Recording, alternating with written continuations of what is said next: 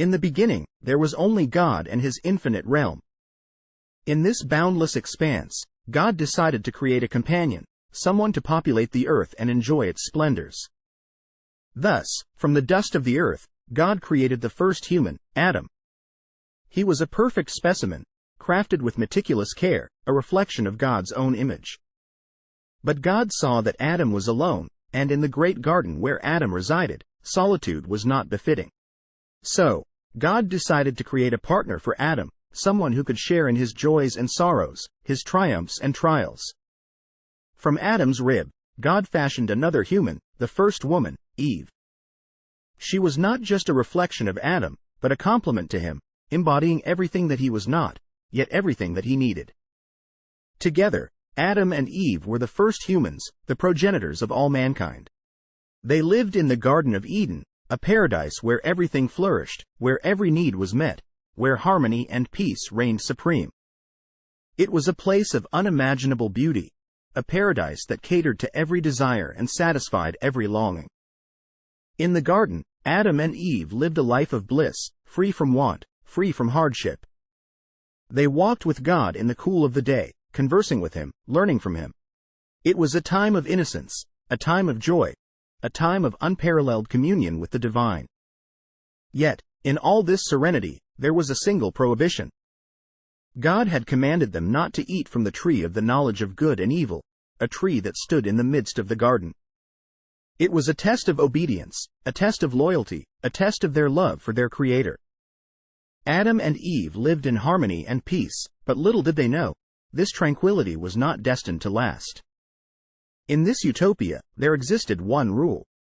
A simple command, a single prohibition, to avoid the fruit of one tree, known as the tree of the knowledge of good and evil.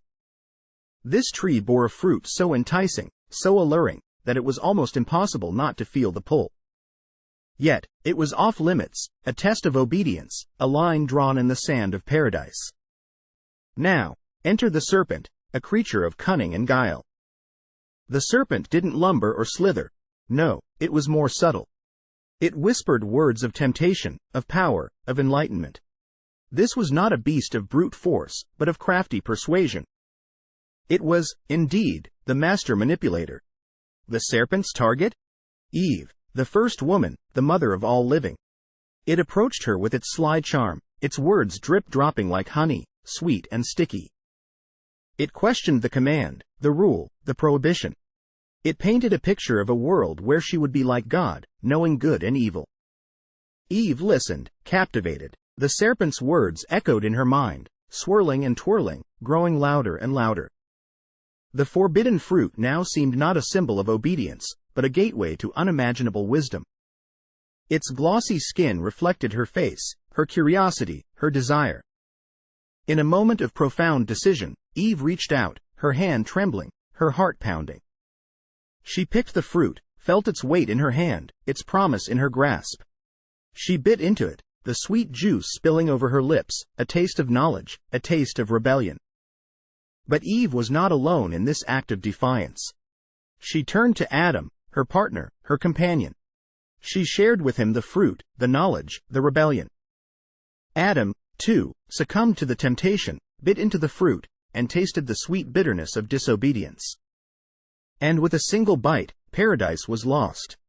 The utopia, the perfection, the harmony, all shattered by a single act, a single decision, a single bite. The echo of that bite still reverberates through the ages, a haunting reminder of the cost of disobedience. The consequences of their actions were immediate and severe. Adam and Eve, having given in to temptation, found themselves in a harsh reality, far removed from the tranquility of Eden. God, in his infinite wisdom and justice, pronounced a series of punishments that forever altered the course of their lives. Adam, who had enjoyed the bounty of Eden without the sweat of toil, was condemned to a lifetime of arduous labor.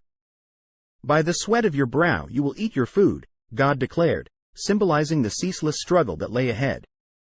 The fertile earth of Eden was replaced by a stubborn soil, resistant to yield, demanding toil and perseverance for its fruits. Eve's punishment was no less severe.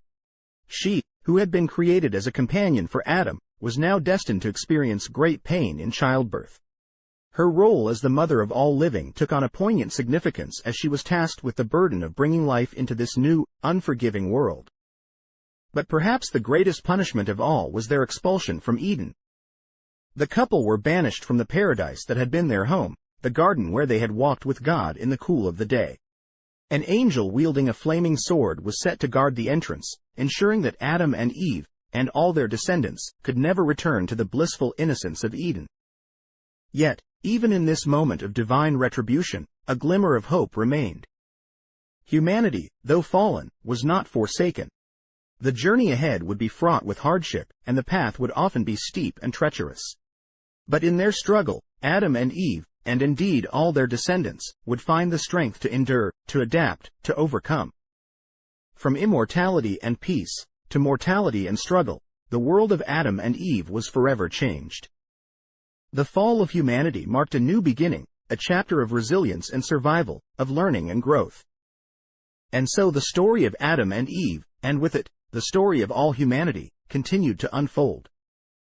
Despite their fall, Adam and Eve's story did not end there.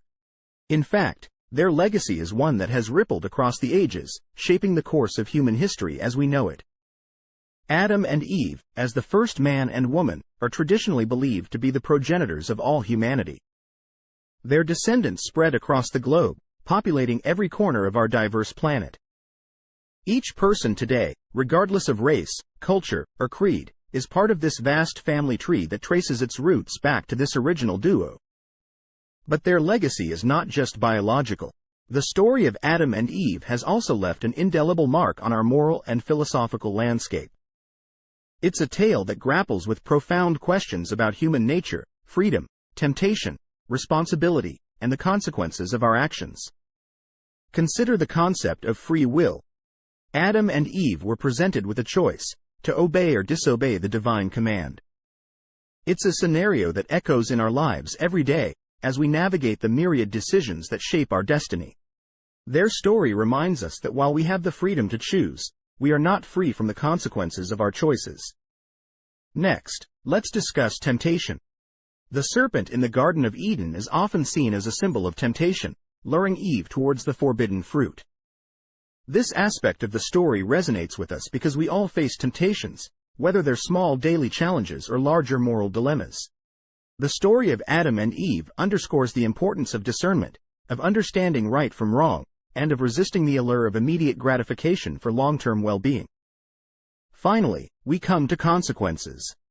Adam and Eve's transgression had profound repercussions.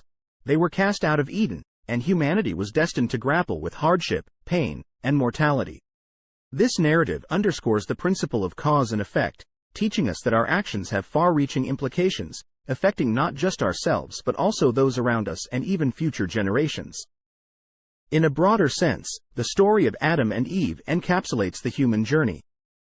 It's a narrative of innocence lost, of grappling with the complexities of life, of making mistakes and dealing with the fallout, but also of resilience, survival, and the capacity for growth and learning.